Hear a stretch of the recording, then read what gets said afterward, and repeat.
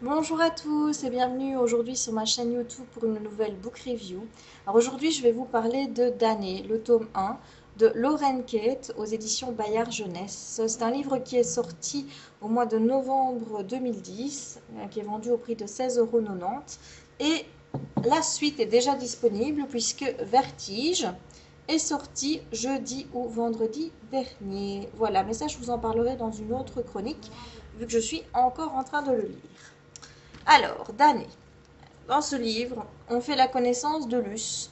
Luce qui est une jeune fille de 17 ans qui est envoyée par un juge dans une école de redressement, l'école de redressement de Sword and Cross, parce qu'elle est suspectée, en tout cas, d'être responsable d'un incendie qui a coûté la vie à un de ses amis, Trevor. Alors, Luce a une particularité, c'est qu'elle ne se souvient absolument pas de ce qui s'est passé lors de cette fameuse soirée, mais elle attire des ombres, enfin, c'est ce qu'elle appelle des ombres. C'est-à-dire qu'elle voit des choses noires qui s'avancent vers elle, et en général, quand ces choses noires approchent, il y a toujours un malheur qui se produit. Mais voilà, quand elle en parle, on la prend pour une folle, et on l'envoie chez un psy. Alors maintenant, elle fait comme si elle n'en voyait plus. Alors, à Sword and Cross, elle arrive. Désolée, mais les petits loulous sont en forme encore aujourd'hui.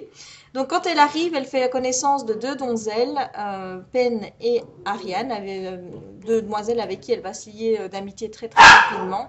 Et elle va faire la connaissance, Jackie, la connaissance de deux garçons, Cam, qui est un jeune homme qu'elle trouve beau, sans plus, qui va lui faire une cour endiablée, et aussi Daniel qui est un garçon assez distant avec elle, mais qui est très beau, et en plus de ça, elle se sent irrésistiblement attirée vers lui, mais voilà, il l'évite, il ne la regarde pas, donc elle se pose aussi des questions. Donc en fait, ce premier tome suit Luce dans ses premiers mois dans ce lycée de Sword and Cross, sa relation avec Cam et Daniel, et surtout les révélations qu'ils vont en tirer, puisque la quatrième de couverture vous dévoile quoi? Mon ange, ma malédiction, eh bien il y a forcément une histoire d'ange qui se cache là-dessous. Alors, mon avis sur ce livre, eh bien je suis assez mitigée.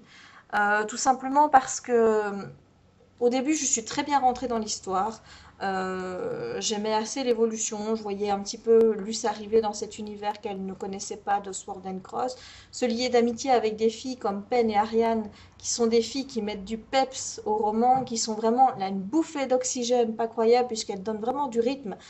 C'est deux personnages qui ont beaucoup de relief et qui mettent de la couleur dans le récit. Et puis bon, vous avez aussi les garçons. Vous savez qu'il y a quelque chose d'angélique qui se cache avec Daniel, mais vous ne savez rien.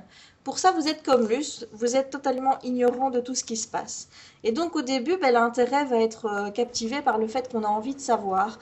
Plus le lecteur va avancer, plus les ombres vont prendre de l'importance avec Luce, et plus on a envie de savoir ce qui se passe. Et le fait de se poser des questions va un petit peu faire oublier que pendant 2 tiers du roman, il ne se passe rien, en se disant ça va déboucher sur quelque chose. Et puis ce quelque chose débouche, vous avez enfin l'action qui atterrit.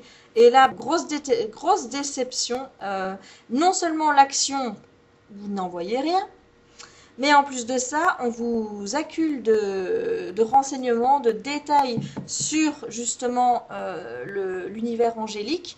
Et il en ressort eh bien, un sentiment assez brouillonné. Enfin, moi, c'est l'impression que j'ai eue. J'ai l'impression de rien maîtriser dans ce bouquin. D'être vraiment comme Luce, totalement ignorante de tout. Et même au fur et à mesure que l'histoire évolue, j'ai pas eu l'impression d'en apprendre plus. Et voilà, tout est brouillon. Je trouve que c'était très mal expliqué. Donc, j'ai eu vraiment, vraiment beaucoup de mal à finir ce bouquin. C'est dommage parce que ça avait vraiment bien commencé, mais voilà, c'est pas que c'est mal écrit, parce que je vous dis, l'histoire, on rentre assez facilement dedans, le style est simple, il est léger, ça se lit bien, mais il y a déjà eu un gros souci, c'est par rapport au choix de la narration. L'auteur a choisi de raconter son récit à la troisième personne, donc ce n'est pas Luce qui nous raconte son histoire, et j'aurais préféré que ce soit comme ça aurait beaucoup plus de sens. Tout simplement parce que pour moi, quand on part sur un récit à la troisième personne, ça veut dire qu'on va faire voyager le lecteur entre les différents personnages, entre les différents intervenants pour avoir les différents points de vue et pour qu'il puisse voir ce qui se passe en différents endroits. Et là, non, on reste avec Luce tout le temps, en permanence. Donc, je me demande un petit peu l'intérêt d'avoir fait un récit à la troisième personne si c'est pour suivre Luce, Luce et Luce. Surtout qu'il ne se passe rien dans le récit pendant les 2 tiers, vous allez la suivre en cours. Donc Luce va en cours, Luce va rejoindre Cam au cimetière, Luce va rejoindre Cam en dehors du campus alors qu'elle n'a pas le droit, Luce à la piscine, enfin c'est un petit peu Martine à la plage, quoi, tout ça, vous voyez, c'est juste des...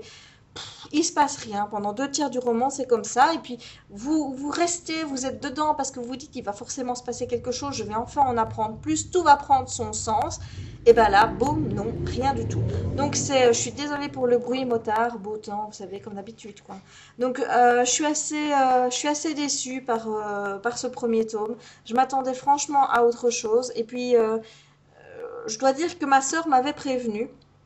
Elle m'avait dit, parce que si j'avais pas lu ce bouquin avant, c'était parce qu'elle m'avait dit que c'était assez bof, quoi. Donc en général, quand je me fie à son avis, bah, je me suis dit, bah, celui-là, il attendra un petit peu dans ma palle. Et puis j'ai eu le tome 2, j'ai vu les covers et je me suis dit, bon, allez, faisons-nous notre avis.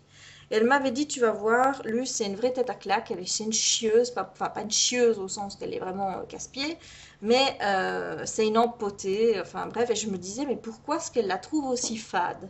Et au début du roman, j'avais pas trop cette impression-là. Et puis les choses ont commencé à évoluer, je l'ai vu avancer dans le bouquin. Et en effet, plus j'ai avancé dans le bouquin, plus Luce m'est apparue comme une cruche, une fade. Enfin bref, c'est pas le genre d'héroïne que je m'attends à retrouver en personnage principal d'un roman. C'est le genre de fille qui suit, c'est pas une meneuse. Elle suit le mouvement, elle se pose pas trop de questions. On a l'impression parfois qu'elle réfléchit pas. Bon bah il y a de l'action, au lieu de rester avec via son copain qui lui dit va te mettre à l'abri, oui d'accord, bah, hop elle suit la première personne venue, hop elle s'est fait quoi avoir, enfin bref, je l'ai trouvé qu'elle n'avait pas une personnalité forte, qu'elle était transparente limite.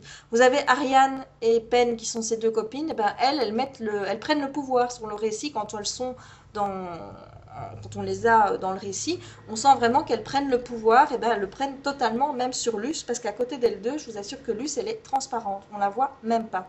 Sans parler de Daniel, qui au fur et à mesure va prendre de l'importance pour Luce, on va aussi expliquer pourquoi est-ce qu'il était si distant avec elle, donc tout ça va prendre son sens. Pour finir on est amoureux, on s'aime, enfin bref, hein, je vous spoil même pas en vous disant ça, c'est ça le pire. Il va la prendre sous son aile, et ben là, oh, il va se dire, ben c'est bon, maintenant j'ai mon petit protecteur, hop, je reste avec Daniel, c'est Daniel qui décide tout pour moi, et jamais elle va prendre une fois l'ascendant en disant qu'elle n'est pas d'accord avec lui, ou que si ou que là, non, elle se laisse faire. Enfin bref, lui, c'est pas une héroïne que je retiendrai, c'est pas quelqu'un qui m'a transcendé en tout cas. Les autres personnages, je vous ai dit, les seuls que moi j'ai vraiment bien aimés, c'est Ariane et Pen. Tous les autres sont restés. Daniel est trop mystérieux. Enfin, j'ai Cam aussi. J'arrive pas à trop savoir dans quel camp ils sont, ce qu'ils sont exactement. Pour le moment, tout ça reste assez brouillon. Le sentiment qui m'a envahi quand j'ai terminé le bouquin, j'étais assez frustrée. J'ai vraiment l'impression d'avoir perdu mon temps parce que je vous ai dit, j'attendais beaucoup des révélations et tout, et puis tout m'est venu d'un coup, en plein pendant l'action où je vous rappelle, comme on suivait Luce et qu'elle est partie se mettre à l'abri, j'ai tout raté. Je sais rien de ce qui s'est passé. Donc résultat, je suis vraiment déçue par cette lecture. Le seul bon côté qui en est ressorti, ben, c'est les amitiés avec Ariane, surtout celle avec Pen, parce que ça, c'est vrai que c'est une relation qui était quand même bien développée entre les deux. C'est vraiment deux amis, on sentait vraiment que leur relation était bien appuyée sur quelque chose de réel, même si c'était plus Pen qui portait Luce que le contraire. Mais ça, c'est vraiment quelque chose qui m'a plu parce que, bon, je peux rien vous dire, parce que sinon je vais vous spoiler, mais c'est une relation qui m'a énormément touchée. Et c'est peut-être le seul bon gros point positif que j'ai vu au roman. Maintenant, c'est le premier tome d'une saga. Je me dis, on a voulu mettre les choses en place, on l'a fait un peu trop tard. Donc, j'attends de voir la suite. Je voulais mettre 6 sur 10 comme note. J'ai mis 7 parce que j'aime bien la cover. La cover est magnifique. Déjà, le dessin est splendide. L'arrière, vous voyez, c'est très sobre. Ça, j'aime beaucoup. Et puis, la couverture est douce. Je sais pas, on dirait du velours. Je vous assure que c'est vraiment agréable à toucher. Voilà, donc pour l'esthétique du bouquin, j'ai mis un point de plus. Je ne pense pas que je serai aussi généreuse la prochaine fois avec le second tome si je vois qu'on tourne toujours dans les mêmes choses. Voilà, donc ce qu'il faut retenir de ce roman, c'est que vous passez les deux tiers donc du récit à vous poser beaucoup de questions en disant qui fait quoi, quel est l'univers développé, parce qu'il ne se passe rien.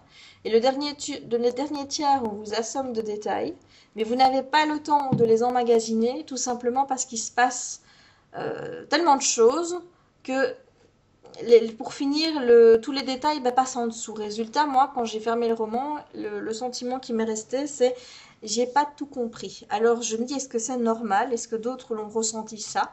Parce que j'ai vraiment eu du mal avec ces histoires d'anges déchus. Enfin bref, ça m'a... les camps et compagnie, les aînés, oui, les annonciateurs, ça j'arrive encore à bien les replacer.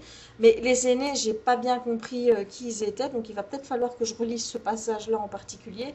Mais j'avoue que j'ai eu beaucoup de mal à replacer telle personne dans tel camp, à comprendre un petit peu les tenants et les aboutissants, à savoir exactement les enjeux, parce qu'on sent que Luce est en gros le premier prix d'une grosse guerre entre plusieurs clans. Qui se passe depuis des années, des années, des années, voire des siècles, et qu'on arrive enfin à la fin, puisqu'on dit maintenant ici c'est la... on arrive vraiment au bout puisque quelque chose a changé avec Luce. Donc on sent vraiment qu'il se passe des choses, mais j'arrive pas encore à capter le rôle de Luce dans cette bataille, dans cette guerre qui se passe. J'arrive pas encore à bien comprendre son rôle. Donc j'attends de voir si les autres tomes me le diront. Je vais quand même donner une chance à la saga. Je vais quand même la continuer parce que j'ai envie de savoir. Mais j'espère vraiment qu'il se passera plus de choses dans les autres tomes qu'on aura des réponses aux questions qu'on se pose et surtout que ce sera expliqué de manière claire et précise parce que je trouve que côté style c'est un petit peu brouillon. Mais voilà, c'est pas une lecture dont je garde un très bon souvenir et c'est surtout pas une saga dont je vous reparlerai encore comme Vampire Academy que je cite tout le temps comme référence. Celle-ci n'en fera certainement pas partie. Voilà. Eh bien, sur ce, je vais vous laisser. On se retrouve très vite pour une nouvelle book review qui sera sans doute plus, comment dire, meilleure puisqu'il s'agit d'un roman que j'ai adoré, un vrai coup de cœur. Donc, je vous en parle très vite. Allez, au revoir.